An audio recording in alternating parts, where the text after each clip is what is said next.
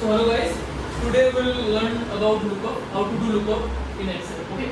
So for that we have a data set. The data set, there is multiple columns for region manager, then delivery date, order date, and multiple columns are there, including region, product. Okay.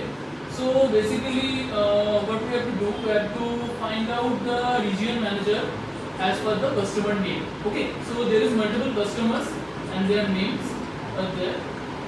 Now we have to find out the regional manager or region manager as per the customer. Okay. So for that, what we have to do, we have to do simply VLOOKUP. Okay. So for VLOOKUP, what we have to do, we have to write the formula of equals to VLOOKUP. Okay. See, there is a formula VLOOKUP. Now it's showing that lookup value. So basically VLOOKUP has four components.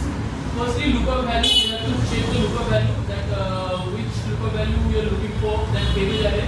Okay, that in which table the lookup value and all the columns are there. Column index number, that which number of columns are there, like you want to find out. Okay, and then range of lookup. Okay. So firstly, what we have to do, we have to lookup value. We have to give the lookup value. So lookup value, we will have to give customer name first. Okay, then give a comma.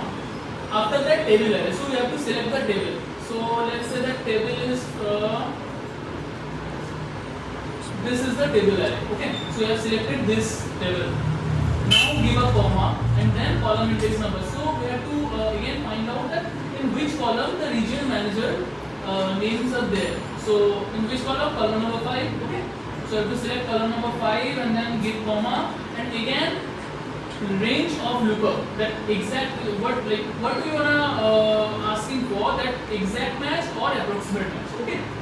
So let's see, here we want exact match, as there is clearly mentioned the region manager name as per the customer. Okay.